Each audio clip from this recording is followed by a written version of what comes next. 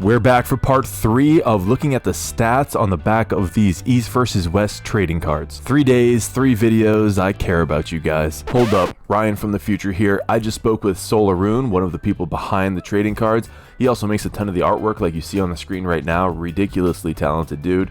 He just let me know that some of these stats have been revised for the actual printed cards, and what you see on the website might be a bit outdated, so keep that in mind as you watch. First up, we're looking at the Dowg, Mindaugas Terrasitis, coming off a big win over Justin Bishop at East vs West 5. 31 years old, from Lithuania, 5'10", 165.3 pounds, don't forget about that 0.3.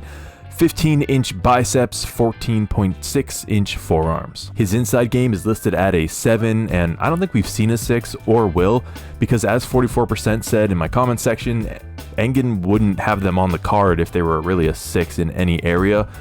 We're talking about a filtered group of elite athletes who are good enough to get on East versus West in the first place, so that's why you see so many 9s, 9.5s, and very few lower than an 8. His outside game is listed at a 9.5. Just look at the setup here, you know where he's going, and he's got a fast and brutal top roll. Side pressure, they have him at an 8, and based on the fact that they gave Jerry Catterad a 10, I think they include flop pressing as side pressure, and we'll actually see Mindaugas doing some flop work in a minute. But yeah, shoulder pressure, so like a strict press, 7.5, table IQ is a 9, wrist is a 9, and I don't know, we have seen his wrist get taken a few times, again by elite pullers here, mind you. But if we're including everything about the wrist, radial and ulnar deviation as well, I guess we can give that a pass. Experience, 8, hand control, 9, endurance, 9. We actually saw him in a crazy match against Engen Terzi of all people, and there he is with that flop wrist, and he'll fight. He's not going to give up the match that easily. And then explosiveness, also a 9. Next up, we have Barbara Bajchova. By the way, I actually listened to a Slovakian interview with her to try to get that pronunciation down, so if anyone from Slovakia is listening, let me know how I did. And first of all, look at this picture of her with her opponent, Gabriela Vasconcelos. There is at least a foot difference between these two. And I can actually fact check that claim. On Gabriela's card, she's listed at 5'2", and on Barbara's card, she's 6'2", so exactly a foot. She is 22 years old, 275.5 pounds, 18.1-inch biceps, and a 15.3-inch forearm. Barbara may be a new name for a lot of people, and I actually did a little piece on her a while back, so if you guys are ready, we're gonna get a little meta here. To be honest, one of the biggest challenges with Gabby is finding her an opponent who can keep up. However, Engen thinks he's done it here with Barbara. We haven't seen her too much on the professional international scene, but when it comes to WAF, man, has she been killing it. I decided to do some research, and I pulled up the recent results from WAF tournaments, and it's insane. I mean, she's winning youth and senior titles. This was in 2019. Similar story in the 2021 Euro Arm. Same deal with 2021 World. Then again in 2022 Euro Arm. I mean, it is no surprise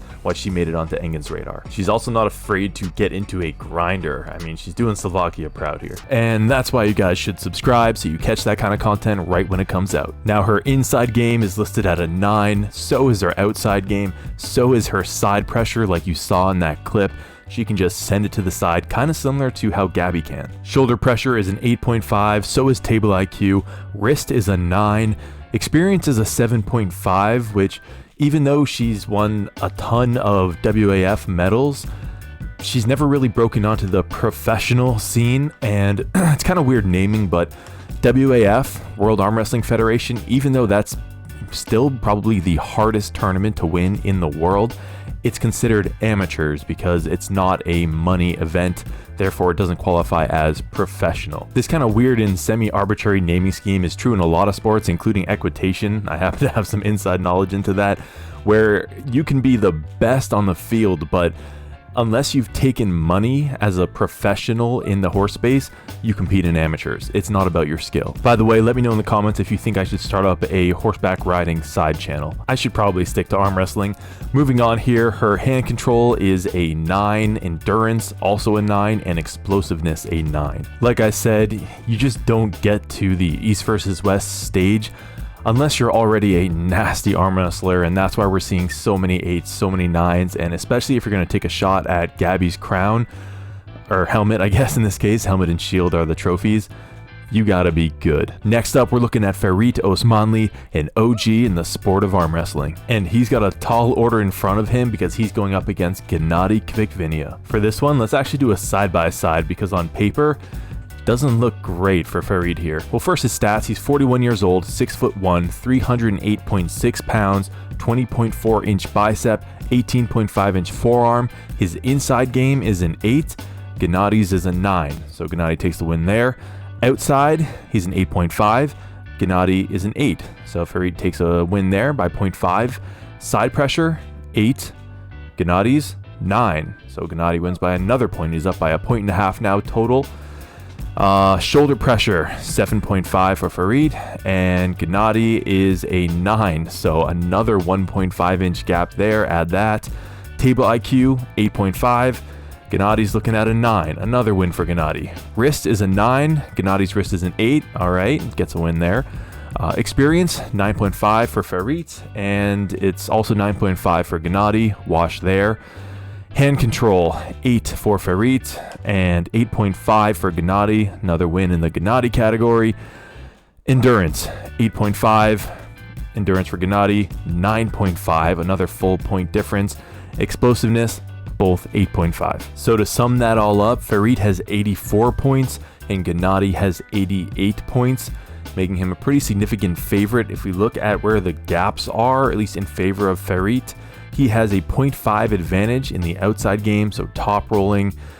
And then he has, where else is his advantage? His wrist has a full point advantage over Gennady, and I think that is it. Yeah, that's it. Keep in mind though, Farid can bang in a hook. Here he is with Dmitry Salayev. But I mean, if we go by the cards, he's going to have to rely on his top roll game, taking hand control over Gennady. But even then, Gennady's side pressure and shoulder pressure are a 9. And indeed, we've seen him flop press a number of times. So Farid's going to have to take control of the hand and then also stave off the flop attack from Gennady. Or maybe he'll just shoot the hook and win that way. You never know, he's very experienced, he's done it all, so I'm really looking forward to this match. So that's going to do it for the stats on the trading cards, at least the ones that they have images for. Pretty cool of Engen to put all this together. Now, if you want to support the channel and get stronger in the process, you can check out some of the arm wrestling related equipment that I make. Today's highlight is going to be Grip Chalk Liquid Chalk. This is a product I make with no fillers in it. The idea is to be as close to putting your hands in a bucket of chalk as you can get, except it comes in a bottle and you can take it anywhere. So if that interests you, I'll leave a link down below in the description. As always, thank you guys for watching. You can find parts 2 and 1 in the description as well. If you enjoyed this video, please leave a like on it, and if you think I earned it, subscribe. I put out multiple new videos every week, and I will see you in the next one.